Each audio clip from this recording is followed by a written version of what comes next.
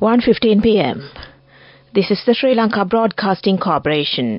The news edited by Lal Ballavarachi and read by Geethanjali Ramanayaka. The headlines. The COPA committee says investigations are being conducted over the sugar tax fraud at present. MP Vadivel Suresh has been appointed as a senior advisor to the President. New migrant worker loan scheme launched. The Kimbulavala street food vendors have been ordered to remove their stalls by tomorrow. South Asia's first revolving restaurant and banquet hall will open the Blue Orbit restaurant in Lotus Star on Sunday. The funeral of veteran actor Suminda Sirisena will be held at the Borella Cemetery this evening. Foreign news, the UN chief warns Security Council member states that the humanitarian system in Gaza may collapse. In sports, Sanath Jayasuriya is set to become a full-time cricket consultant for Sri Lanka cricket. News in detail. Chairman of the COPA committee, State Minister Lasantha Alagiwana, says that investigations are being conducted over the sugar tax fraud at present. The COPA committee has informed both the police and the Commissioner of Bribery or Corruption to conduct investigations into this matter. The State Minister made these remarks at the committee stage debate in Parliament today. The special commodity levy of 25 cents imposed per kilogram of imported sugar was increased to 50 rupees with effect from the 2nd of November. Several parties have since alleged that sugar importers who have hoarded sugar stocks in their warehouses will make extraordinary profits by selling sugar at higher prices. Today is the 14th day of the committee stage debate on the appropriation bill. The heads of the Ministries of Foreign Affairs, Labour and Promotion of Foreign Employment are being debated today. MP Vadivel Suresh has been appointed as a senior advisor to the President with immediate effect. His responsibilities include overseeing comprehensive integration of upcountry Tamils into the society and addressing matters related to the Nuwara, Badulla and Ratnapura districts. The new Manusavi migrant worker loan scheme was launched on Monday together by the Sri Lanka Bureau of Foreign Employment and the Central Bank of Sri Lanka. Relevant loan proposal agreements were exchanged between officials of the SLBC and the CBSL under the patronage of Minister of Labour and Foreign Employment Manusha Nanayakkara. According to the SLBC, a loan can be obtained for starting or expanding a business, buying, constructing or expanding a house, buying land or a vehicle, higher education of children or any other productive purpose. The SLBC has allocated a sum of 5 billion rupees to implement this loan scheme, while the maximum limit of the loan a migrant worker can obtain is 2 million rupees and the maximum interest rate that can be charged from the borrower is 8% with a maximum period of 36 months given to repay the money. This news broadcast comes to you from the Sri Lanka Broadcasting Corporation. The Road Development Authority has informed the Kimbulavala street food vendors to remove their stalls by tomorrow. The authority says that substantial buildings have now been built without permission in a way that obstructs the vehicular movement.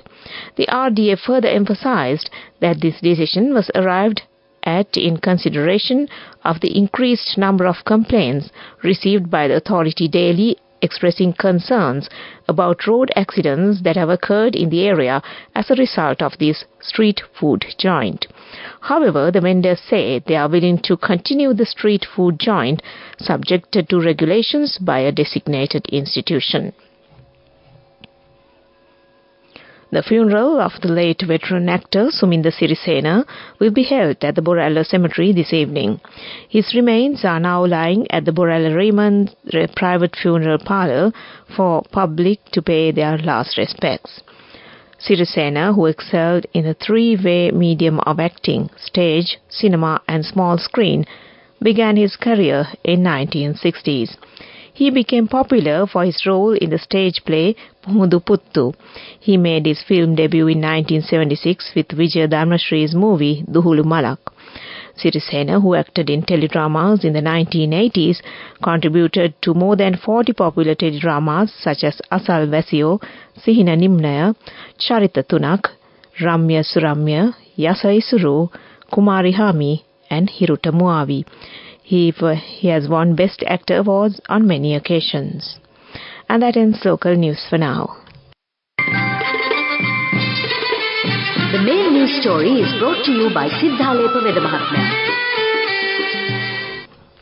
Minister of Education Dr. Susil Premchand says that he will take measures to restore dilapidated buildings of schools next year after receiving assistance from institutions including the World Bank.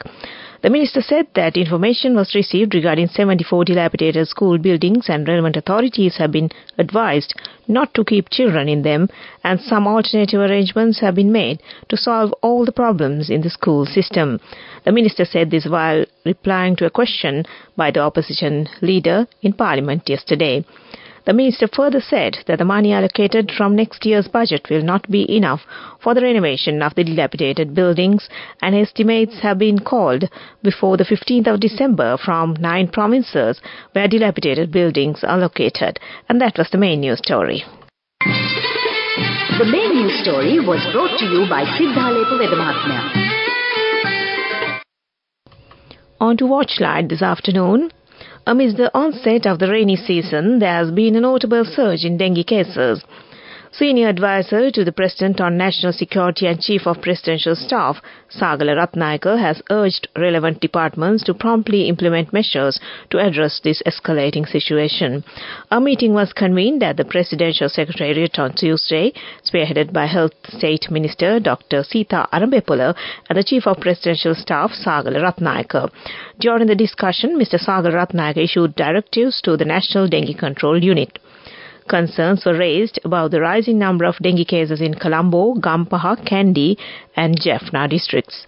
And that came to you in Watchlight. Moving on to world news, the headlines first. The UN chief warns the Security Council member states that the humanitarian system in Gaza may collapse. The US grounds entire Osprey fleet after fatal crash in Japan.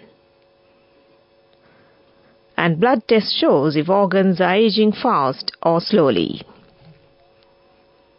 Antonio Guterres directly warned Security Council member states that the humanitarian system in Gaza may collapse. In a dramatic move, the UN chief invokes a UN article not used in decades to call on members to avert a humanitarian catastrophe. He says he expects public order to completely break down because of continuing Israeli bombardment and lack of essential supplies. Epidemics could spread and pressure rise for mass displacement into neighboring countries, he says. The US has grounded its entire fleet of V-22 Osprey helicopters after reports said a crash off the coast of Japan last week, which killed 8 crew members, was due to a malfunction. Air Force and Navy officials said they had taken the step to mitigate risk while the investigation continues. Not all of the remains of service members killed in the crash have been recovered yet. Japan grounded its fleet of 14 Osprey after the crash as well. Similar to doing an MOT on a car, scientists believe they can run blood tests to check how fast a person's internal organs are aging and even predict which ones might soon fail. The Stanford University team says they can monitor 11 major body parts, including the heart, brain, and the lungs. They tried it on thousands of adults, mostly middle-aged or older. 1 in 5 reasonably healthy adults aged 50 plus might have at least one fast-aging organ, the results suggest. And 1 to 2 in every 100 might have several organs that test older than their birthday years. Back to the headlines of the world news. The UN chief warns the Security Council member states that the humanitarian system in Gaza may collapse. The US grounds entire Osprey fleet after fatal crash in Japan. And blood test shows if organs are aging fast or slowly. And that ends world news. On to development news. South Asia's first revolving restaurant and banquet hall will open, the Blue Orbit Restaurant and Banquet Hall in Lotus Tower, on Sunday, the 10th of December. This will be unveiled as a joint venture between Colombo Lotus Tower Management, who will have 80% stake, and Citrus Leisure plc. The Blue Orbit will be South Asia's tallest restaurant and Sri Lanka's first revolving restaurant. Investment Promotion State Minister Dilum Amunugama said that the Blue Orbit will add more value to Sri Lanka as a tourist destination, and that was development news. Moving on to sports news, former Sri Lanka cricket captain Sanath Jayasuriya is set to become a full-time cricket consultant for Sri Lanka cricket. According to Sri Lanka cricket sources, Jayasuriya's role will involve providing his insights in strategy planning, technical aspects, as well as training, coaching and overall development of the national team. However, it is reported that the executive committee members are yet to approve this proposal. And that was sports news. Go ekak tiyana youth eකට life එකේ change එකට නියමෙට set වෙන්න as වහගෙන දැකපු වීන හැබැ කරන්න youth එකට නියමෙට set වෙන්න friendship එක මෙන්න. The all new NSB Ithru Mithru account, NSB IM, a plan for your dream. Business News, sponsored by National Savings Bank, the safest place for your money. On to business news. Business of strategic importance opened at the port city would get tax exemptions for 25 years and exemptions in VAT, customs duty and other tariffs. Radhika Besekra, Director, Investment Port City, say that they are catering to global entities and positioning Port City as a regional hub. It may create job opportunities with global brands, she added, and that was business news. Business News, sponsored by National Savings Bank, the safest place for your money. Go ekak tiyana youth එකට life එකේ change එකට නියමෙට set වෙන්න as වහගෙන දැකපු වීන හැබැ කරන්න youth එකට නියමෙට set වෙන්න friendship එක මෙන්න. The all new NSB Ithru Mithru account, NSB IM, a plan for your dream. And now in economic news. The Colombo Stock Exchange conducted an issuer forum titled A New Approach for the Future of Your Business in association with the U.S. Agency for International Development in Kandy recently. The objective of this forum was to provide an insight for small and medium enterprises to discover capital raising opportunities available at the stock exchange while listing on the Empower and Dirisavi boards of the exchange. Hence, the program was mostly oriented towards companies in agribusinesses, livestock, energy generation and tourism-related businesses. The forum drew interest from many entrepreneurs in the area. And that was economic news.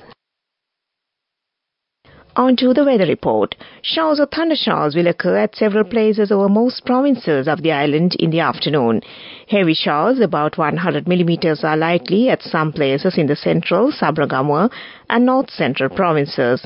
The general public is kindly requested to take adequate precautions to minimize damage caused by temporary localized strong winds and lightning during thundershowers. That was the weather report, and prior to concluding this news broadcast, the headlines once again. The COPA committee says investigations are being conducted over the sugar tax fraud at present. MP Vadivel Suresh has been appointed as a senior advisor to the President. New migrant worker loan scheme launched. The Kimbulavala street food vendors have been ordered to remove their stalls by tomorrow. South Asia's first revolving restaurant and banquet hall will open the Blue Orbit restaurant in Lotus Tower on Sunday. The funeral of veteran actor Suminda Sirisena will be held at the Borara Cemetery this evening. Foreign news, the UN chief warned Security Council member states that the humanitarian system in Gaza may collapse. And with that, we end this news broadcast from the Sri Lanka Broadcasting Corporation. And handing over back to Romesh Pires on the other side to continue with the rest of the programs this afternoon. Over to you, Romesh.